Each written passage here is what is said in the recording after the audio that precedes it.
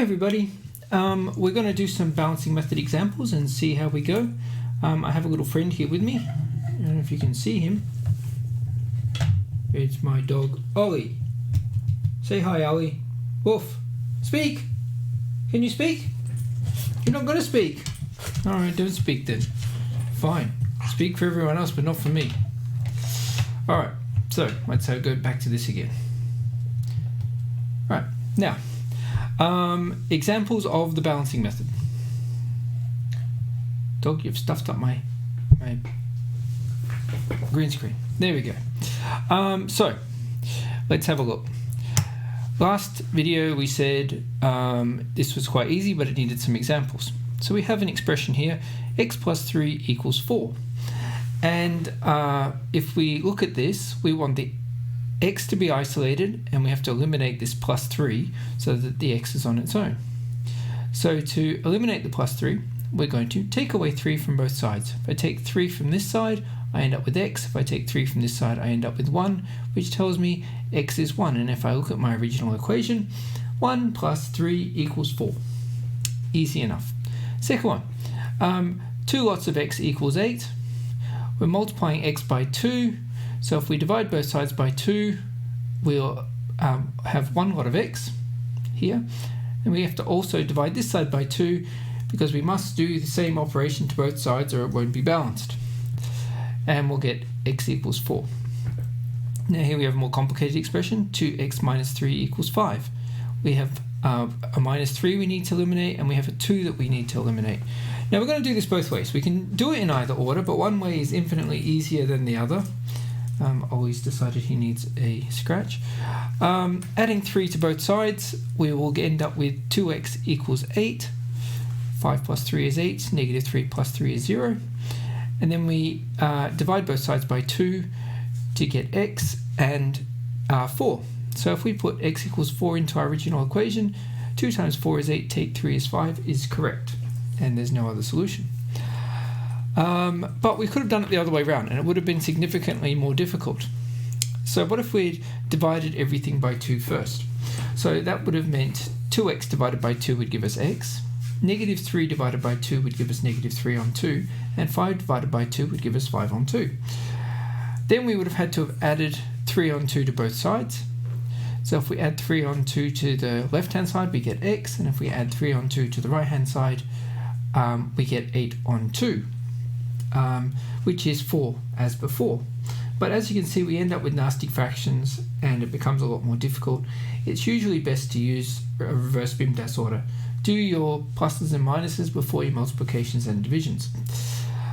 And whatever you do, make sure you do it to everything in your equation. So, becomes more obvious when you can do fractions properly. Let's go down a bit. We have 5 minus 2x equals 10. So to do this, I'm going to have to, currently adding 5 to the left-hand side, so I'm going to have to subtract 5.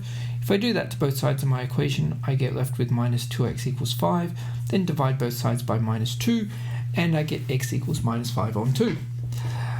And that's pretty much as difficult as year 7 gets, but let's go through a few more examples. X plus 5 equals 10. What do we have to do? Have a think to yourself.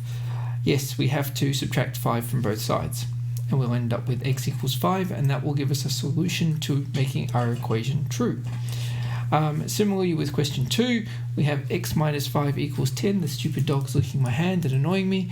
Add 5 to both sides, we'll end up with x equals 15. For 2x equals 10, which is, dog, stop it. 2x equals 10 over here. Divide both sides by 2, we'll end up with x equals 5. How about if I just bring you onto my lap? Come here, stupid dog. Then we'll have the next one, 2x equals 15. Divide both sides by 2 to get rid of to eliminate the 2 on the left-hand side. We'll end up with x equals 15 on 2, which makes sense. 2 lots of 7.5 is 15. Now you want to go away. Look, say hello to everybody. There you go. X on 10 equals 30. Just be the good maths dog. Dividing by 10, multiply both sides by 10. We'll get rid of that 10th on the left hand side, and we'll end up with 300 on the right hand side. Now we're going to problems that are probably more difficult than year 7. 2x plus 5 divided by 10. Well, if we have a tenth of 2x plus 5, if we multiply that by 10, we'll have 2x plus 5, and that'll be easier to work with. So let me just fix this up a little bit. That's not a different problem. It's just been numbered incorrectly. Oh, and there's our little message that we get when I go for too long. So multiply both sides by 10, we get 2x plus 5 equals 30. Subtract 5 from both sides, we get 2x equals 25. Divide both sides by 2, we get 25 on 2. If we put 25 on 2 into here, we'll make this left-hand side equal to that right-hand side. This one's a bit more difficult because now we're dealing with uncommon denominators. So the first thing we do is we make a common denominator. Common denominator of 6, multiply that by 3 on 3, we'll end up with 3x, multiply that by 2 on 2, we'll get 4x, simplify that, we'll get 7x on 6, multiply both sides by 6 to get rid of the denominator, we'll end up with 7x equals 60, divide both sides by 7, we get 60 on 7. Now, 6 and 7 are where we're going next year. All the others we should be able to do. So there you go. Thanks, everybody. Ollie, come here. Say goodbye to everyone. Come here. Oh, you're being a pest. Come here. Stop running around like a stupid dog. You have to say goodbye.